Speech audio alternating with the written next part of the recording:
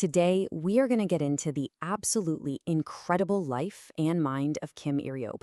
She was a writer, a rebel, and a thinker whose journey will, I guarantee, challenge just about everything you think you know about freedom, faith, and what it means to be a self. You know, the entire story of her life really hangs on this one single, fascinating question. She starts out as this public firebrand, right? A leading voice for women's liberation. And she ends her life in quiet contemplation at a Buddhist monastery. I mean, how does that happen? Well, that's the story we're going to unpack. To even begin to understand Kim Iryåp, you have to embrace the contradictions. Her life wasn't some straight line. No, it was this winding, complicated path through radically different worlds of thought and belief. But here's the thing. These weren't just separate, walled-off phases of her life. Instead, each world, the strict Christianity of her childhood, the radical feminism of her 20s, and the deep Buddhist philosophy of her later years, it all built on what came before. Her final worldview was really forged in the fire of these very conflicts. Okay, so let's start where she really burst onto the public scene, as a leading intellectual of what was called the New Woman movement in Korea. So this timeline gives us a quick sketch, the bird's eye view. You can see these major turning points. Born into a devout Christian family, educated at a missionary university, which, and you have to love the irony here, gave her the very tools she would use to rebel. And by the 1920s, she's a cultural icon. And then boom, just over a decade later, she completely changes course and becomes a Zen nun. Her rebellion wasn't just some intellectual exercise. It was deeply, deeply personal. The tragic loss of both of her parents at a young age just shattered her inherited Christian faith. She found its rigid boxes, good versus evil, sin versus salvation, were completely useless for making sense of her own profound suffering. This crisis is what pushed her towards a new philosophy, one she found in the New Woman movement, where she championed personal autonomy and free love against the suffocating rules of the time. But her feminist activism wasn't the final stop. She felt another pull, a search for a deeper, more radical kind of freedom. And this is what led her to Buddhism, a turn that, let me tell you, shocked pretty much everyone who knew her. And this is maybe the most crucial point to get about her. She didn't become a nun to escape the world or abandon her ideals. For her, Buddhism was the ultimate fulfillment of her feminist project. She believed it offered a path to a freedom and an equality that was even more profound than what political or social change alone could ever achieve. So this is the term scholars use to describe her unique philosophy: Existential Buddhism. Basically, she took those big questions that we usually associate with Western thinkers, freedom, authenticity, that feeling of being lost in the world. And she explored them through the lens of core Buddhist ideas, like emptiness and interdependence. It's this incredible fusion of East and West. And this just brilliantly shows her starting point. I mean, doesn't this sound like something straight out of a Western existentialist playbook? It's all about independence, will, being the captain of your own ship. But, as we're about to see, her definition of what it actually means to be an independent being was about to take a very radical turn. And this is where she gets to her most groundbreaking idea, completely redefining the very concept of what it means to be free. The difference here is just stark. In the West, we often think of autonomy as separation, right? The rugged individual, standing alone, forging their own path. Kim Iryåp completely flips that on its head.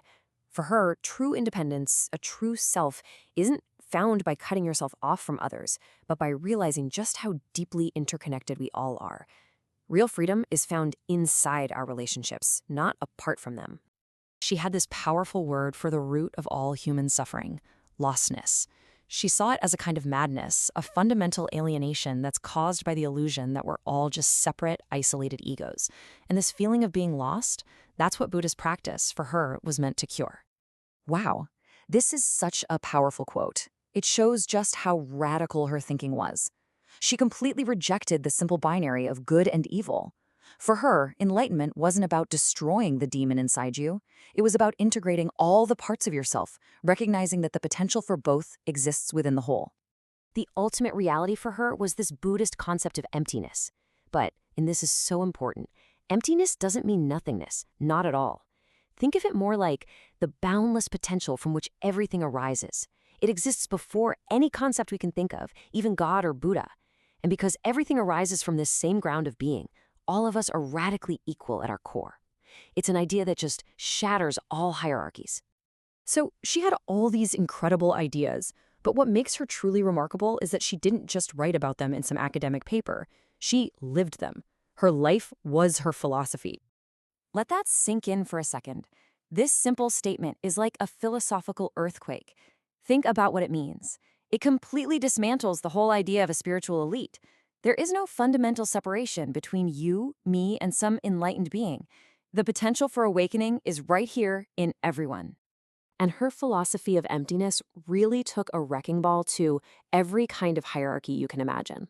Religious hierarchy between priest and follower? Gone. Social hierarchy between genders or classes? Gone. Even that ultimate metaphysical hierarchy, the idea that God is up there and we're down here, all of it dissolves. And her method was just as radical as her ideas. She didn't write dry, abstract books. Instead, she built her philosophy through essays and letters about her own life, her loves, her losses, her spiritual struggles. She showed that you can't separate philosophy from real lived experience, that the story of one life can actually reveal universal truths.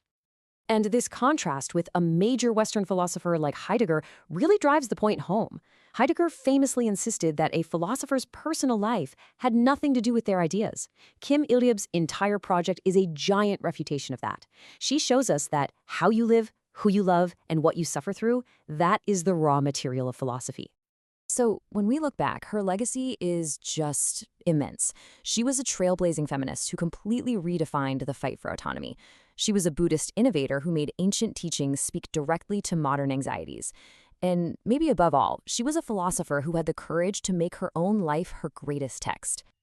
And this is really the key thing to take away. Her great contribution was giving us a vision of what it means to be an authentic person that isn't based on being an isolated individual, but on recognizing our deep connection to everything and everyone. It's a path to freedom that dissolves the ego instead of strengthening it. Kim Iryåp really forces us to ask this question of ourselves.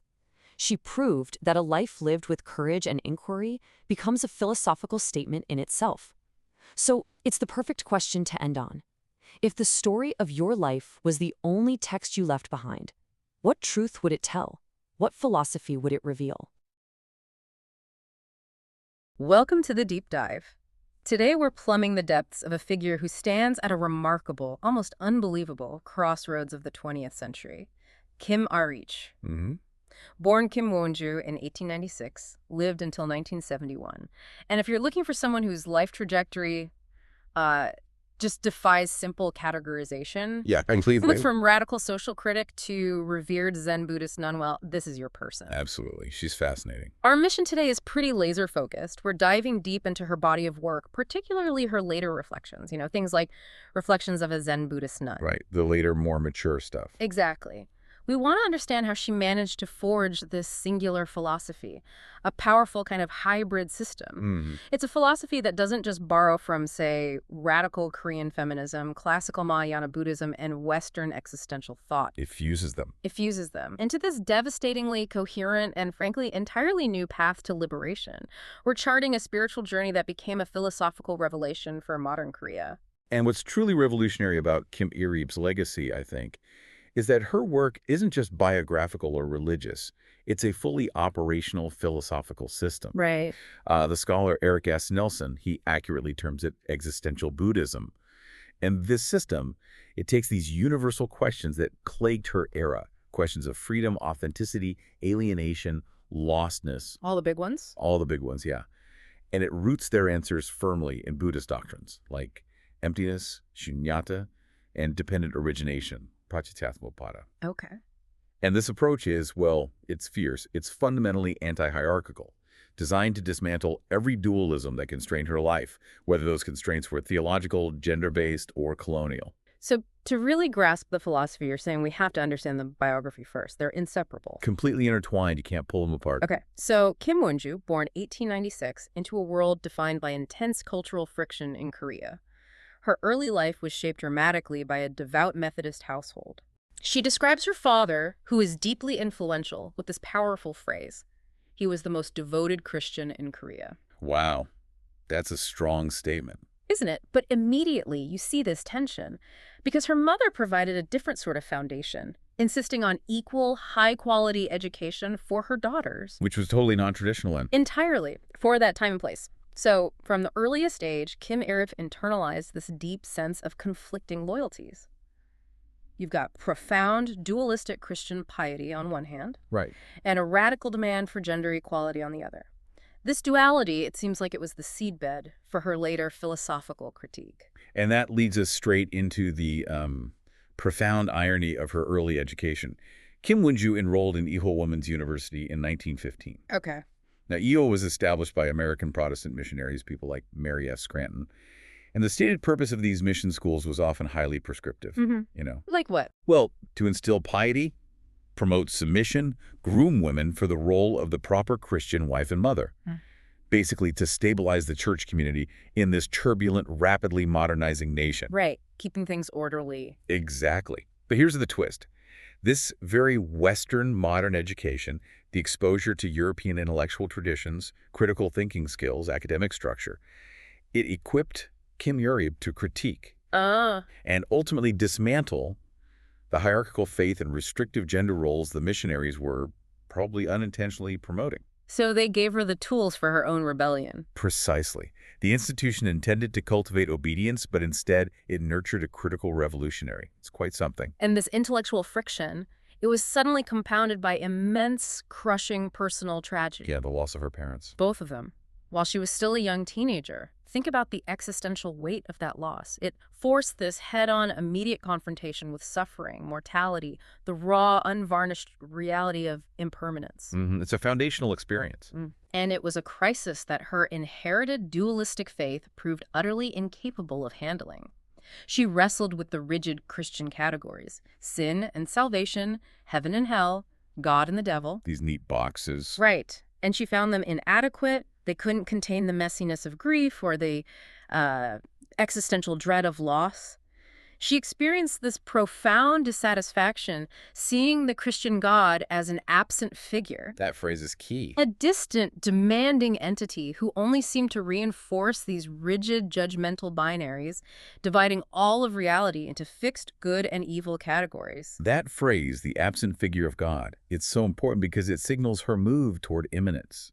Seeking truth not in some transcendent figure or realm, but in the immediate experience of the world and the self. Okay. Her inability to find solace in fixed external categories, that good-bad dualism, that's really the philosophical engine driving her towards the Buddhist concept of emptiness, which dismantles all fixed categories. Right. The sources, particularly the scholarship by really stress that her biography positions her at the exact nexus of these conflicting worlds. It's like a crossroads. Exactly. If you imagine her standing at the center of a Venn diagram, she was simultaneously being crushed by the rigid social structures of Confucian hierarchy, Okay. the foreign imposition of Christian missionary ideals, the oppressive reality of Japanese colonial subjugation, stripping Koreans of autonomy, and her own visceral commitment to feminist liberation. Her philosophy wasn't some kind of leisure activity. It was forged in this crucible of overlapping, conflicting systems. She had to invent a path that navigated all of these traps. Wow. Okay, so this overwhelming biographical and cultural tension, it immediately propelled her into the public sphere, right? Oh, yeah. Big time. By the 1920s, Kim Iryåp was a powerhouse, a leading voice in Korea's burgeoning New Woman Sinjuja movement. And this movement was explosive. They were advocating for radical social change far beyond just, getting women educated. It was much more fundamental. Kim Iryåp wasn't just participating, she was the firebrand. She published these blistering essays and poetry in influential journals like New Women, demanding personal autonomy, intellectual equality, and most controversially, sexual freedom. They were advocating for free love. Which we really need to pause on just how shocking that was. Right. Explain that. I mean, in 1920s Korea, advocating for free love, the idea that relationships, romantic and sexual, should be based on mutual affection and consent, not imposed by Confucian tradition, family structure, or economic necessity. It was a direct challenge. It was a direct head-on challenge to Confucian restrictions on chastity, marriage, a woman's body basically being property. It was revolutionary, put her constantly at odds with the establishment, traditional patriarchy, moralizing missionaries, everyone. She wasn't just asking for a seat at the table. No, she was demanding the demolition of the house itself. Yeah. However, her radical social activity alone eventually proved insufficient for her deeper spiritual needs. Is that right? That's what the sources suggest. She realized that political liberation, while necessary, it didn't address the fundamental alienation she felt after her parents' deaths, or this kind of existential lostness that seemed to permeate modern life. So this quest for a deeper metaphysical and spiritual ground led to the second monumental shift in her life, her formal conversion to Buddhism in 1928, Okay. and then her ordination as a Zen nun in 1933. Now, this is where I imagine some listeners might ask, was this a retreat? Did the radical feminist burn out and just decide to escape to the monastery? It's a natural question, but it's vital to stress, based on her writings and the analysis, that this was the exact opposite of a retreat. Really? How so? It was more like the fulfillment of her feminist ideals, but on a philosophical plane. She became convinced that Buddhism offered a more radical, more universal vision of human equality and freedom than the secular movement she'd been part of. More radical than free love advocacy. In a philosophical sense, yes. Because those secular movements were often rooted in an individualism that she ultimately found isolating. Buddhism, through the doctrine of interdependence, offered the fulfillment of autonomy through connection, not separation. That was the key insight for her. Okay, autonomy through connection. Interesting. And she didn't just become a nun in name, right? She really committed. Oh, completely. She dedicated herself to Sun practice, particularly Huadu meditation, studying under the renowned modern revivalist Mangong, yeah, 1871-1946. He was a key figure in reviving Sun practice during the Japanese colonial period, really focusing on a direct, unmediated path to awakening. And this Huadu practice, can you break that down a bit? It sounds important. It's central to her method. Huadu means something like head of the word or critical phrase. It's essentially a short, paradoxical question or statement, a Zen koan given by a master to a student. Okay. And it's designed specifically to cut off intellectual discursive thought. You can't solve a Huadu with logic. It's like a tool to smash the conceptual framework of the ego. Right, bypass the analytical mind. Exactly. This intense, direct method is how she believes she achieved what she called the constant tranquil mind, moving beyond the conceptual dualities good-evil, self-other that plagued her early life. So after decades of this rigorous contemplative practice, she reemerged in print in the early 1960s, publishing Reflections of a Zen Buddhist Nun and Having Burned Away My Youth. Correct. And these are the documents where the synthesis truly crystallizes. They blend philosophical reflection, profound Buddhist insight, and this intensely personal autobiography. It establishes her as this unique, singular female voice in modern Korean thought. She transitioned then from a public intellectual focused mainly on political struggle to a critic who sought the means within Buddhism to overcome what she saw as the fundamental alienation inherent in, well, everything she'd encountered. Dualistic Christianity, restrictive Confucianism, and even the potential solipsism of liberal individualistic modernity. Exactly. The key shifted from changing the world outside to realizing the true nature of the self inside. Okay, so now we get to the philosophical core, her existential register. She starts with the language of the West, it sounds like. It really does. She emphasizes the I, the critical importance of independence. Listen to this quote. The value of one's existence is measured by whether one stands as an independent being, leading one's life according to one's own will. When we say I, this I has meaning only when we are fully in charge of ourselves. Sounds almost like Sartre or even Kant in a way. Exactly. Radical self-legislation, self-charge independence. This is her philosophical starting point, affirming that modern demand for autonomy. But the starting point leads her to a radical Buddhist revision. Precisely. This is the moment of fusion. That initial, modern term independent life is immediately redefined through the Buddhist lens. She insists that true independence is not atomistic separation or individualistic isolation. Okay, so what is it then? It is inherently relational. Relational. Which brings us to the core mechanism of your philosophy, dependent origination, or pratityasamutpada. Right, you mentioned that earlier. Yeah. This concept states that nothing exists independently. Everything arises conditioned upon everything else. It's an enormous, complex idea, but simply put, it means that the self, the I, is not some fixed substance locked inside a single body. It's more like a node in a vast network of relational causes and conditions. Wait, let me voice the probable confusion here for listeners. If the value of my existence is measured by my independence and my will, but I am also fundamentally interdependent, meaning My existence is conditioned by everything else. Where does my individual will go? How do I remain autonomous if I'm just a node in a network? Doesn't that kind of date my agency? That is the essential paradox she confronts, and her answer is, I think, brilliant. She argues that the illusion of a separate, fixed, isolated ego is what leads to lostness and craving. Okay. The very things that limit your freedom. When you realize you are interconnected, you're no longer limited by the boundaries of that small defensive ego. So dissolving boundaries leads to freedom. Yes. True autonomy is achieved by dissolving those illusory boundaries. By realizing your relational life, your interdependence, you gain the freedom to act universally, compassionately, and without attachment. Your freedom is actually expanded, not diminished, because you're now acting from an awareness of the whole, not just the part. It's a profound critique of individualistic autonomy, offering an antidote to solipsism. And she certainly captures that feeling of pre-realization existence using this potent phrase, having lost myself. Silton. Yeah, it's powerful. In Korean, this phrase carries weight. The sources note it often connotes a kind of madness or severe metaphysical alienation. This lostness is the fundamental disease of being caught in the illusion of a separate permanent ego, driven by craving and attachment. And when we connect this back to her contemporaries in the West, they shared this starting point, didn't they? Kierkegaard began with anxiety, Heidegger with dread and lostness. Right. But the Western existential response often remained rooted in confronting that anxiety, sometimes leading to existential despair. Kim Iryåp provides the path out of despair. Buddhist practice. Through the Hwadu. Through the Hwadu. Yeah. Her response to existential lostness is the constant tranquil mind achieved through that meditation. The koan practice forces the mind to confront its own conceptual limits, discover the inherent emptiness of the ego, and thus recover wholeness.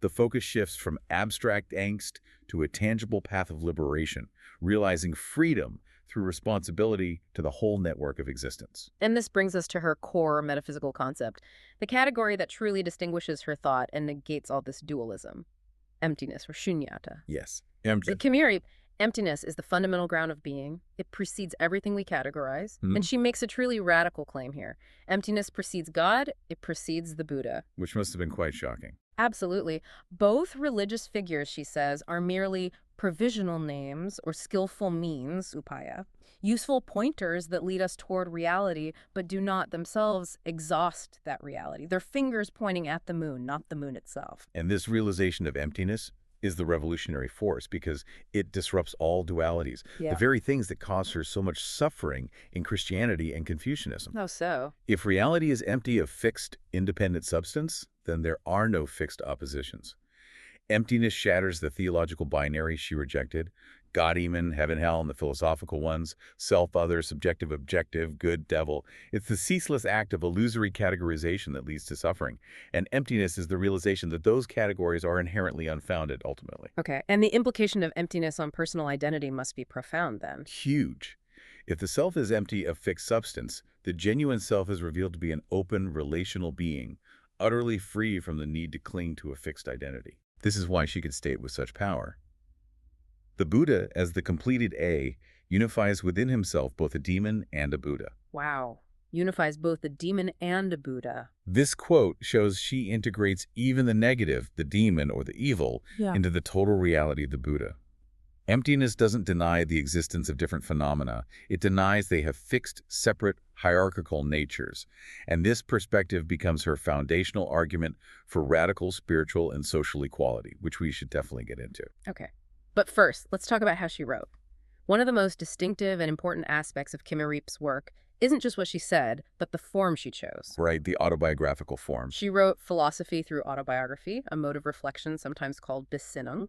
For her, personal life was the necessary, the inevitable vehicle for universal insight. She deliberately refused to write systematic, detached, scholarly treatises. Her work, these collections of essays and intimate letters, is her philosophical treatise. She demonstrates that lived experience, with all its messiness, suffering, political confrontation. It's inseparable from rigorous philosophical inquiry. The abstract questions of freedom and suffering are grounded in her lived reality. And this is such a significant intellectual move. It's a direct corrective to centuries of philosophical tradition, particularly that mid-century Western European focus on abstraction. Like Heidegger. Exactly like Heidegger, one of her contemporaries. While he used lived experience as a starting point, he famously insisted on abstracting de-signed being there from the concrete individual. He even said all you needed to know about Aristotle was that he was born, he lived, and he died. Trying to sever philosophy from the personal. Intentionally. Kim Iryś rejected this severance entirely. She insisted that philosophical insight cannot be divorced from the existential situation of the thinker. Her reflections constantly weave the intimate details of her journey, her Christian roots, her feminist fights, her loss with universal Buddhist principles. Life writing itself, for her, became a valid and rigorous mode of philosophical reflection. Truth is only discovered when the thinker is wholly present. And this method also functions as a powerful, distinctly feminist intellectual strategy, doesn't it? Absolutely. The scholar Jin Y. Park highlights how, by grounding her most profound thought in the specific, lived struggles of a woman negotiating patriarchy and colonialism, she challenged the assumption that rigorous philosophy must be abstract, male, impersonal. Right. She affirmed that universal truth emerges wherever human beings grapple with existence, especially perhaps at the margins. And the inclusion of her letters in her major works is key to understanding this strategy, you said. It really is. These aren't just supplementary material. They carry immense philosophical weight. They're like live documents revealing the vulnerability and the critical thinking of a life lived at these cultural intersections, probing profound meanings about love, conversion, the paradox of autonomy within interdependence. Let's dig into the philosophical weight of that correspondence. Two of the most moving examples you mentioned are letters to former intellectual partners and lovers, the poet Iryå and the Buddhist philosopher Paik Sunguk. Yes. Years later, writing as a nun. Right. She takes the passion and attachment she once felt, the free love she championed, and she transforms the very idea of love itself. How does she transform it? It's no longer about individual desire or possession. Through the lens of emptiness, what was once passion and clinging is reframed as an expression of relational being. A force that, if approached without the grasp of the ego, can lead toward universal compassion and non-attachment. So the personal, even erotic history becomes transformed into universal philosophical insight on Kuru, compassion. Exactly. It's a fascinating transmutation. And we also gain insight into her philosophy of faith and belonging through these letters. Yes, there's a really poignant letter where she responds to the poet Cho Namsun, who had converted from Buddhism to Catholicism. Oh, interesting. How does she react? Instead of criticizing the choice or viewing it as, a failure of Buddhist commitment, Kim Iryś treats the conversion philosophically. She describes conversion not as accepting some fixed eternal dogma, but as an existential process, a fluid response to one's entire existential situation, a deeply personal search for authenticity, and a path to confront suffering. So she respected his process, essentially. Absolutely. And the letters preserve her radical feminist voice, but it's transposed into a higher key, if you will. How so? Well, her earlier essays argued forcefully that no man or institution could own a woman. Her later letters extend this principle. No hierarchy, religious or otherwise, can own truth. And faith is never servitude to an external power. Both love and faith, to be genuinely liberating, must open into the void of emptiness, because that's the only place where true relational freedom is realized. That makes sense. Okay, so the logical, inevitable endpoint of her philosophy of emptiness and interdependence, it leads to this truly radical anti-hierarchy principle. Yes, it applies across the board. She utterly rejected all fixed structures, whether the religious separation of sacred and profane, the social divisions of male and female, or the metaphysical split of divine versus human. All of it. She stated it unequivocally.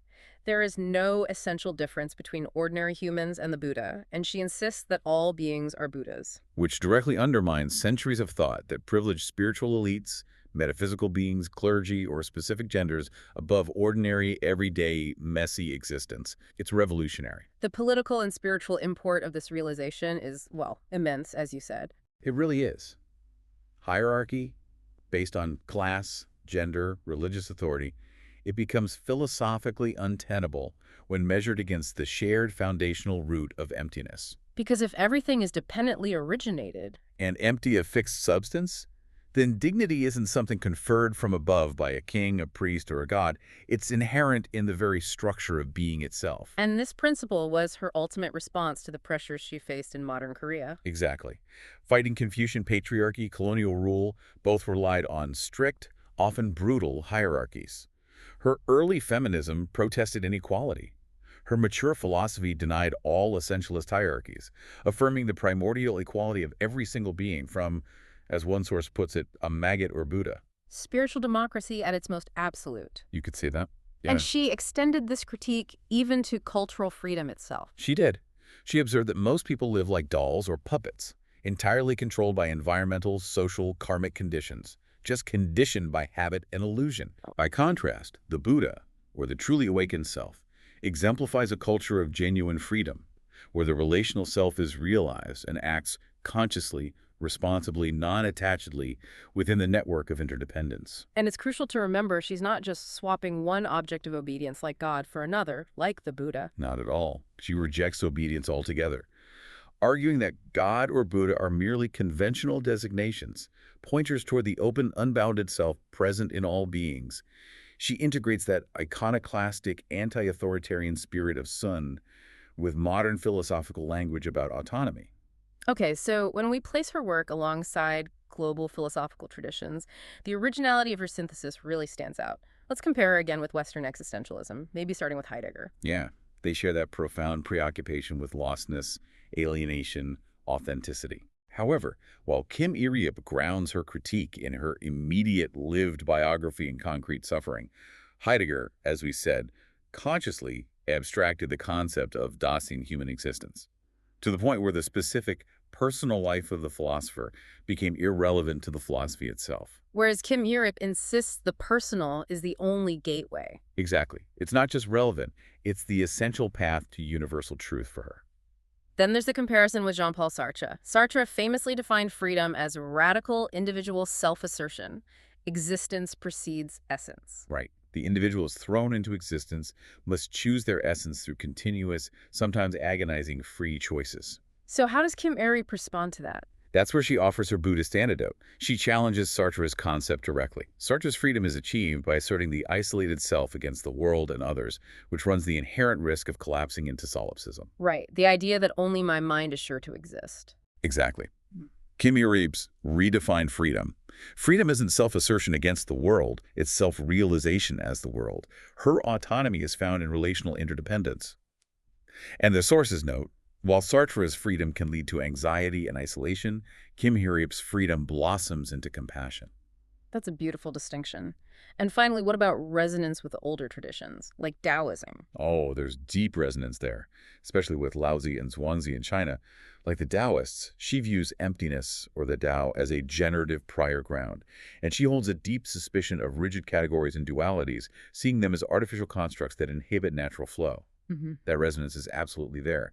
But her philosophy isn't just metaphysical Taoism transplanted to Korea. Kim Iryåp situated her concept of emptiness within the intensely disciplined and rigorous practice of Zen meditation, specifically Hwadu. And crucially, she applied this system directly and existentially to the unique historical crisis of modern Korea colonialism, patriarchy, the failure of dualistic religion. This historical grounding makes her emptiness an engaged, living response to immediate suffering, not just an abstract, contemplative idea. So her legacy then is kind of a triple threat. You could put it that way, yeah. First, as a feminist, she expanded the struggle for autonomy into this universal principle of spiritual and philosophical equality. Right. Second, as a Buddhist nun, she fundamentally reinterpreted the doctrine of emptiness as the actual ground for modern existential freedom and relational ethics.